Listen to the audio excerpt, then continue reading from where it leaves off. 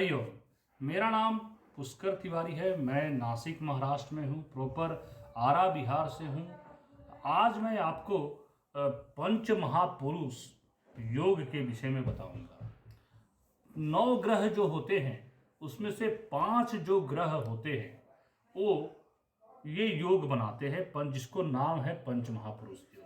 अगर ये पंच महापुरुष योग में से किसी भी व्यक्ति के कुंडली में 3 योग अगर बन जाए तो उसको हम बोलेंगे कि राजयोग होता है। वो सबसे बड़ी बात है। तो पंच महापुरुष योग कौन क्या बनाता है और कौन नहीं बनाता है। सबसे पहले मैं बता दूं कि कौन नहीं बनाता है। सूर्य और चंद्रमा, राहु केतु जो है, ये पंच महापुरुष के योग नहीं बनाते हैं।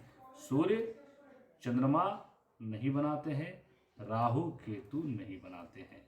तो ये 4 ग्रह नहीं बनाते हैं। जो बनाते हैं वो कौन से हैं? तो मंगल है। देखिए यहां मैंने लिखा है मंगल। तो मंगल कौन सा बनाता है? रोचक योग बनाता है। मतलब ये अच्छा योग है। सबसे पहले बता दूं कि ये योग खराब योग नहीं है, अच्छा योग है, जो कि बनने से राजयोग हो सकता है। मंगल रोचक योग बनाता है। बुध क्या बनाएंगे? तो भद्र योग बनाता है। शुक्र जो है मालव्य योग बनाता है। शनि जो है सस योग बनाता है। तो शनि सस योग बनाता है, मतलब ये अच्छा योग है, खराब योग नहीं है। गुरु जो है वो हंस योग बनाता है। तो ये जो योग बनता है उस चीज को हम बताएंगे। यहां पर मैंने एक लग्न कुंडली बनाया है जिसका लग्न ये है ना। और लग्न जो है first house, second house, third house, fourth house, fifth house, sixth house, 7th 8th 9th 10th 11th 12th, ये मैंने लिखा है। अब मैं सबसे पहले आपको रोचक योग के विषय में बताता हूं। रोचक योग क्या होता है? यदि मंगल, हम रोचक कौन बनाता है? मंगल। तो यदि ये मंगल जो है बलवान हो, पहली बात उसको बल होना जरूरी है, मूल त्रिकोण में हो, ठीक है, स्वगृही हो, उच्च गृह में हो और केंद्र में स्थित हो, तो रोचक योग होता है। तो केंद्र में स्थित, केंद्र हमें पता है first, second, first, fourth, 7th और 10th हाउस होते हैं, और केंद्र में स्थित होना बहुत जरूरी है, तभी वो योग बनता है। अच्छा, इसके अलावा हम इसमें एक चीज और जोड़ेंगे कि अगर त्रिकोण में भी स्थित हो, देखिए मैं यहां पर बनाता हूं कि कहां पर मंगल जाने पे ये रोचक योग बन सकता है। यहां पर बैठे, यहां पर बैठे, यहां पर बैठे, यहां पर बैठे, यहां पर बैठे। इसको हम दूसरे कलर से लिखना चाहेंगे ताकि आपको पूरी तरह से समझ में आ जाए। तो ये जो है, ये देखिए मंगल यहाँ पर, यहाँ पर, यहाँ पर, यहाँ पर, यहाँ पर और यहाँ पर। तो अगर मंगल पहले तो बैठे कहाँ पर? तो इस स्थान पर बैठना चाहिए।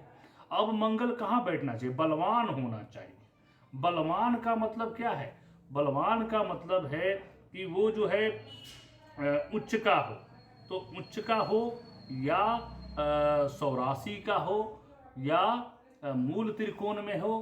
तो इन सब चीजों में अगर ये हो के मंगल बैठता है इन ग्रहों में, तो रोचक योग बनता है। लेकिन अगर मंगल नीच का हो जाए तो फिर वो रोचक योग नहीं बनेगा। अब हमें पता है ना कि मंगल सबसे पहले सौरासी का कहाँ होता है? तो 1 और 8 में सौरासी का होता है, मैंने मेष और वृश्चिक में सौरासी का मंगल हो गया। अच्छा, उसके अलावा जो है उच्च का किस में होता है? तो मकर राशि, शनि की राशि मकर में वो उच्च का होता है, और कर्क में जो है वो नीच का होता है। यहां पर ये उच्च का होता है और ये नीच का होता है, और मूल त्रिकोण इसी में से होता है, हमें पता है। तो हमें अगर ये नीच का नहीं होना चाहिए, वो कमजोर नहीं होना चाहिए। कमजोर का मतलब क्या है? मंगल अगर शनि के साथ युक्त बैठ जाए तो वो खराब होता है। तो मंगल शनि के साथ नहीं होना चाहिए, मंगल शुक्र के साथ नहीं होना चाहिए। ये सब तथ्य है।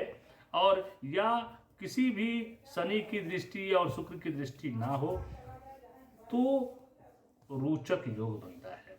तो इसी प्रकार से हम ये बोल सकते हैं कि जिस व्यक्ति के कुंडली में अगर ये रोचक योग होगा और वो व्यक्ति अगर इस रोचक योग के साथ अगर कुंडली में उसका है, तो वो व्यक्ति बलवान होगा, यशस्वी होगा, शीलवान होगा, विद्वान होगा, कुशल होगा, वक्ता, अच्छा वक्ता होगा, धनी होगा, सौंदर्य युक्त होगा और शत्रु पे विजय प्राप्त करने वाला होगा। अच्छा, उसका शरीर जो है कोमल शरीर होगा और बहुत ज्यादा वो तेजस्वी होगा। अच्छा, उसे हमेशा जो है 4 पहिए की सवारी करने का सौभाग्य प्राप्त होगा बचपन से ही, ये सब चीज है। और 70 वर्ष की अवस्था तक वो कम से कम सुख भोगेगा, मतलब जन्म से 70 वर्ष की अवस्था तक सुख भोगेगा। तो इसको हम लोग बोलते हैं रोचक योग। अब हम बात करेंगे दूसरा जो योग की हम बात करेंगे, भद्र योग की चर्चा कर लेते हैं। ये मतलब कि देखिए कितना अच्छा होता है अगर मंगल है तो, लेकिन वो मंगल बलवान होना चाहिए। तो बल की परिभाषा हमने आपको बताया है, पिछले से सारे वीडियो आप देखते आइए तो आपको ये समझ में आएगा कि हमने बताया है कि कहाँ पर त्रिकोण में होता है मंगल, कहाँ पर सौरासी का होता है, कहाँ उच्च का होता है। तो ये सब चीज़ मुझे बार बार यहाँ लिखने की जरूरत नहीं पड़ेगी, सिर्फ आपको पता होना चाहिए कि किसकी युति खराब होती है, किसकी, ये वो भी मैं आगे चर्चा में बताऊंगा। लेकिन कम से कम इतना पता होना चाहिए कि मंगल सौरासी या उच्च का बैठे। सौरासी या उच्च भी आपको याद है तो मूल त्रिकोण भी वही होता है, सौरासी वाला, है ना। तो ये चीज़ जो है तो वो रोचक योग। अब बुद्ध की बात करेंगे, बुद्ध की भी वही परिभाषा है कि अगर बुद्ध जो है यहाँ यहाँ यहाँ यहाँ, है ना, बुद्ध बैठे हुए हैं और यहाँ, तो अगर यहाँ पर बुद्ध बैठ गए हैं तो भद्र योग बनेगा। लेकिन कब बनेगा? जब मंगल जो है सौरासी को, तो 3 और 6 थी, बुद्ध जो है 84 माने मिथुन या कन्या राशि में हो। अच्छा, बुद्ध उच्च के किस में होते हैं? तो कन्या के ही उच्च के होते हैं और मूल त्रिकोण भी कन्या में ही होता है ना, मैंने पहले ही बताया है। तो उच्च का और सौरासी का, तो मैंने 3 या 6 में बुद्ध बैठ जाए तो बुद्ध जो है मजबूत हो जाएंगे। अगर उनकी डिग्री अगर 12 डिग्री से 18 डिग्री के बीच में हो तो 4 चांद लग जाएगी। अगर बुद्ध जो है अपने मित्र के साथ बैठे हैं तो भी अच्छा रहेगा। मित्र के साथ बैठना में जैसे शनि के साथ बैठ गए हैं, शुक्र के साथ बैठ गए हैं, है ना। सिर्फ शत्रु कौन है बुद्ध का? तो चंद्रमा और मंगल। तो चंद्रमा और मंगल के साथ नहीं बैठना चाहिए। तो ये जो है या चंद्रमा या मंगल की 7वीं या 8वीं मंगल की जो दृष्टि होती है तो 4थी 7वीं और 8वीं होती है। तो मंगल की जो दृष्टि होती है वो दृष्टि उस पर ना पड़े तो भद्र योग होता है। तो इसको आप ध्यान से आपको कुंडली में देखना पड़ेगा कि भद्र योग कब बनेगा। सबसे पहले बुद्ध यहाँ बैठा हो, सौरासी उच्च मूल त्रिकोण का हो, है ना, तो उसको जो है बली होना चाहिए, मतलब बलवान बुद्ध होना चाहिए, है ना। और केंद्र में हो या मूल त्रिकोण में हो तो इस योग को हम लोग बोलेंगे भद्र योग। तो इस योग और भद्र योग में कोई जातक उत्पन्न होता है तो शेर के समान उसका मुख होता है। सबसे पहली बात, उसका मुख जो होगा शेर के समान भद्र होगा, शेर के समान। अच्छा, मदोन्मत्त गज के समान गतिशील होगा, है ना। जो हाथी कैसे बहुत तीव्र गति से, ऐसा लगता है हाथी धीरे धीरे चल रहा है, लेकिन जब जंगली हाथी को आप देखेंगे तो बहुत तेज गति से भागता है। तो वो जो है गज के समान होगा, चौड़ी छाती वाला होगा, लंबा होगा और मोटा भी होगा। तो उसकी बुद्धि जो होगी बहुत ज्यादा प्रखर होगी। उसके अलावा मैं बोल सकता हूँ कि धन एवं यश की उसकी प्राप्ति होगी। तो इसको हम जो बोल रहे हैं भद्र योग। अब हम आपको भद्र योग में ये सब चीज होते हैं। अब मैं आपको ये 2 चीज बता चुका हूं। अब हम तीसरा जो योग पहले बता देते हैं हंस योग के विषय में, जो कि गुरुदेव बनाते हैं। तो यही वही सेम कंडीशन है, गुरु यहाँ बैठ जाए, गुरु यहाँ बैठ जाए, मैंने केंद्र में गुरु हो, है ना। और त्रिकोण आपको मैंने बताया ये त्रिकोण है, यहाँ पर हो। अच्छा, लग्न भी त्रिकोण है, तो लग्न जब हम केंद्र मान लिए तो त्रिकोण सिर्फ इसको बोलेंगे हम, ठीक है। तो ये यहाँ पर गुरु है। और गुरु कहाँ बैठा होना चाहिए? तो गुरु हमें मालूम है कि धनु और मीन में 100 राशि के होते हैं, सबसे बड़ी बात। और उच्च के कहाँ होते हैं? 4, माने कर्क राशि में। तो ये जो हम बता रहे हैं, तो ये 3 राशियों में गुरु इन घरों में बैठना चाहिए, है ना। और बलवान होना जरूरी है। उनकी कुंडली में, किसी भी कुंडली हो उसमें वो जो है कुंडली में बलवान हो, मूल त्रिकोण सौग्री है, उच्च के घर में बैठे हो, नीच के नहीं बैठना चाहिए। गुरु 10 में नीच का होता है, मतलब कि मकर में अगर गुरु अगर बैठे हैं इन भावों में तो वो हंस योग नहीं बन सकता है। तो इस चीज को ध्यान रखना है या गुरु जो है किसी शत्रु के साथ बैठा है, तो हमने आपको शत्रु मित्र भी बताया है। तो जैसे कि गुरु अगर राहु के साथ बैठ गया तो गुरु चंडाल योग हो जाएगा। तो ये सब चीज़ों को हमको ध्यान में देना है। गुरु अगर हमें शनि के साथ बैठ गया तो ये भी सही नहीं है। गुरु अगर केतु के साथ बैठ गया तो वो भी सही नहीं है। तो अगर गुरु पे दृष्टि पड़ गई सीधे पाप ग्रहों की जो कि उनके शत्रु है, अगर गुरु बलवान नहीं है, गुरु की डिग्री 0 पावर की है, गुरु अस्त पड़ा हुआ है, मैं सभी ग्रहों की बात कर रहा हूँ, ये जो बनाते हैं, अगर वो अस्त हो गए हैं तो भी जो है ये योग नहीं बनता है।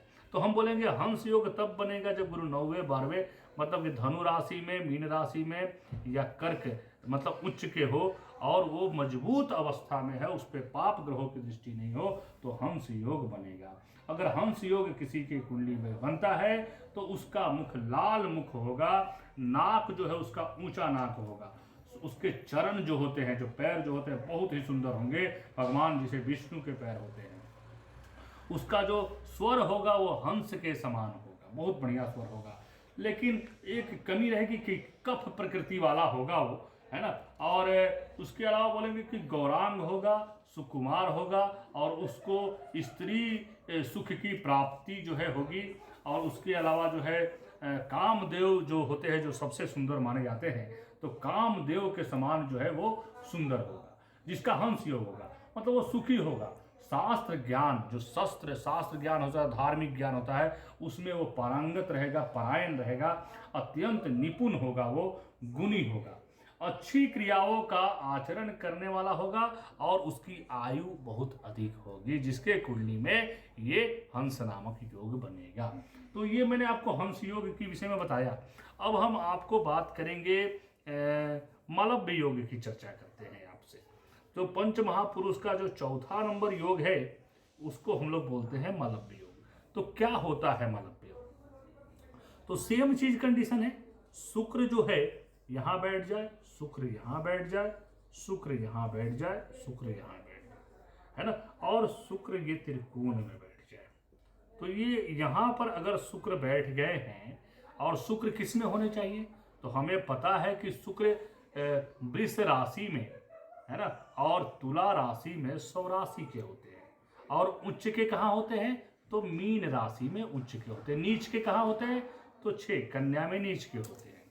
तो अगर इन भावों में, इन राशियों में ये बैठा है, वृषभ में, तुला में या मीन में, तो ये जो है मालव्य योग बनता है। लेकिन अगर 6 नंबर पे बैठ गया राशि में, कन्या में, तो नीच का शुक्र हो जाएगा, तो ये कभी भी मालव्य योग नहीं बनेगा।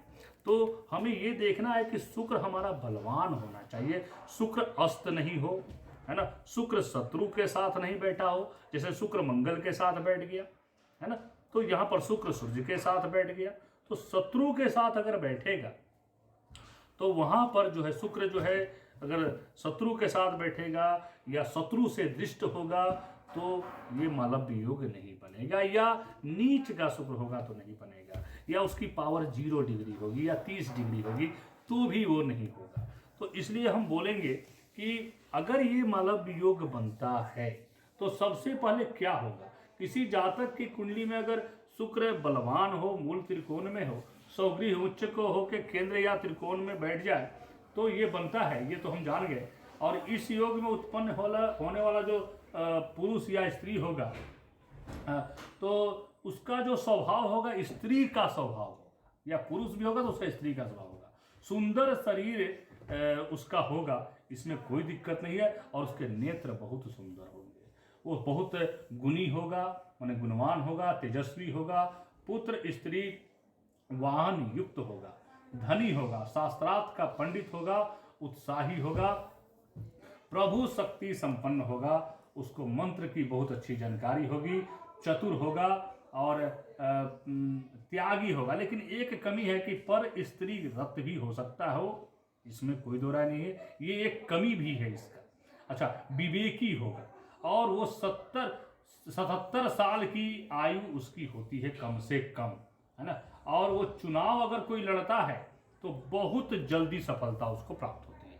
इस बात को अगर ये ऐसा मालव्य योग वाला व्यक्ति अगर चुनाव लड़ता है तो चुनाव में बहुत जल्दी सफलता। एक ही कमी है जो कि पर स्त्री रत्न हो सकता है, उसके अलावा जो है सब कुछ जो है अच्छा ही है इसमें। अब हम बात करेंगे सस योग की। सस योग कैसे बनेगा, ये हमने बता दिया आपको मलप योग। अब हम बताएंगे आपको कि सस योग कैसे बनेगा।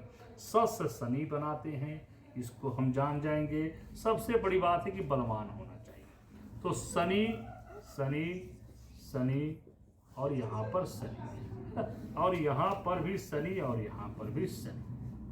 अब शनि सस योग बनाएंगे तो हमें मालूम है कि शनि मकर और कुंभ राशि में सौ राशि के होते हैं, और तुला राशि में उच्च के होते हैं, मेष राशि में वो नीच के होते हैं। तो अगर शनि मेष में बैठा है तो ये बनेगा ही नहीं। शनि अगर अस्त हुआ है तो भी नहीं बनेगा, है ना। अगर शनि की पावर 0 है या 30 डिग्री के आसपास में है तो भी नहीं बनेगा। उसके अलावा अगर शनि मंगल के साथ बैठा है, शनि मंगल के साथ या सूर्य के साथ बैठा है या उससे दृष्ट है तो भी नहीं बनेगा। तो ये इन चीजों को ध्यान, कब नहीं बनेगा इसको पहले जानना है। उसके बाद बनेगा तो पहले यहाँ इस भाव में बैठा हो। संख्या से मतलब नहीं है हमें, कौन क्या लिखा है 1 2 3 4 मतलब नहीं है। संख्या से मतलब तब आएगा कि वो किस राशि में बैठा है, या उच्च का है या नीच का है। तो ये संख्या से भी मतलब पड़ेगा जब आप कुंडली में इसको देखेंगे कि शनि ठीक है बैठा है, लेकिन किस अंक में बैठा है। 1 में बैठ गया शनि सप्तम में, है ना, तो नीच का हो गया, तो कभी नहीं बनेगा, है ना। शनि अस्त पड़ा हुआ सूर्य के साथ बैठ गया और सूर्य ने उसको अस्त कर दिया है तो फिर भी नहीं बनेगा। तो अगर सस योग बनता है तो व्यक्ति क्या होता है, तो सबसे पहले बता दूं कि सस योग बनेगा कि जब शनि बलवान होंगे। और शनि क्या होता है, शनि हमने बताया है कि शनि प्रजा होता है, लेबर होता है। शनि जो है हमारे पूर्व जो है जन्म से रिलेटेड होता है, हमारे जो है पितरों से भी रिलेटेड होता है शनि। तो अगर शनि हमारे कुंडली में सस योग बना रहे हैं तो हमारे पितरों का आशीर्वाद है, हमारे पूर्वजों का आशीर्वाद हम पे बना हुआ है। और इस वजह से जिस भाव में ये शनि बैठे रहेंगे उस भाव से रिलेटेड और उसकी दृष्टि से रिलेटेड बहुत अच्छे फल देंगे। तो शनि की दृष्टि हमने बताया है कि 3री 7वीं और 10वीं होती है, तो अपनी दृष्टि से रिलेटेड और जिस भाव में बैठे हैं उस भाव को भी अच्छे फल से उसके भाव में भी अच्छे फल देंगे। और क्या देंगे, तो शनि क्या होता है, शनि होता है प्रशासन, शनि होता है कोर्ट कचहरी, शनि होता है एडवोकेट, है ना, शनि होता है खेती लैंड वगैरह से रिलेटेड। तो शनि इन सब चीजों में, या शनि होते हैं पॉलिटिक्स, तो शनि इन सब चीजों से रिलेटेड आपको फल देंगे। अगर लग्न में बन रहा है तो लग्न में अगर ये शनि बैठे हुए हैं, और मान लीजिए कि तुला राशि में बैठे, तुला लग्न है, तुला लग्न में शनि बैठा हुआ है, उच्च का हो गया शनि, तो क्या होगा, तो शरीर जो है, शरीर से रिलेटेड जो है इनको कोई रोग जो है नहीं होगा। तो ये सब चीज होते हैं। और शनि अगर बैठे हैं तो आपको सफलता अवश्य मिलेगी और आपके लिए चारों तरफ से दरवाजा खुल जाते हैं। शनि की ढैया 7.5 भी होती है, इस चीज़ को भी आप जान जाएंगे। हम अगले वीडियो में आपको शनि की ढैया और 7.5 कुंडली में कैसे देखते हैं इसकी हम चर्चा करेंगे, है ना। अभी आज के लिए इतना ही मैं विराम लगाऊंगा। मैंने आपको फिर एक बार बता दूं कि ये बहुत अच्छे के लिए होता है पंच महापुरुष योग। तो मंगल, रोचक, बुध, भद्र, शुक्र, मालव्य, शनि, शस और गुरु हंस योग बनाते हैं। इस चीज को आप जानिए। हमसे संपर्क करने के लिए हमारा मोबाइल नंबर है 7057776861। इस पे आप हमसे कांटेक्ट कर सकते हैं। वेबसाइट का डिस्क्रिप्शन भी हमारे दिया हुआ है, डिस्क्रिप्शन में वेबसाइट का लिंक दिया हुआ है, वहाँ से भी आप हमारे वेबसाइट पे जाके कर सकते हैं, कंसल्ट कर सकते हैं। जेम स्टोन, रुद्राक्ष या कोई भी यंत्र वगैरह हमारा परचेज वहाँ से आप कर सकते हैं। अच्छा, आप हमारे आपको ये वीडियो कैसा लगा इस विषय में ज़रूर लिखें कमेंट बॉक्स में। वीडियो को लाइक करें, कमेंट करें, सब्सक्राइब करें, बेल आइकन को प्रेस करना ना भूलें, ताकि आपको कोई भी अगर हम नया वीडियो बनाएंगे तो नोटिफिकेशन आपको तुरंत जाएगा। आज के लिए इतना ही, धन्यवाद।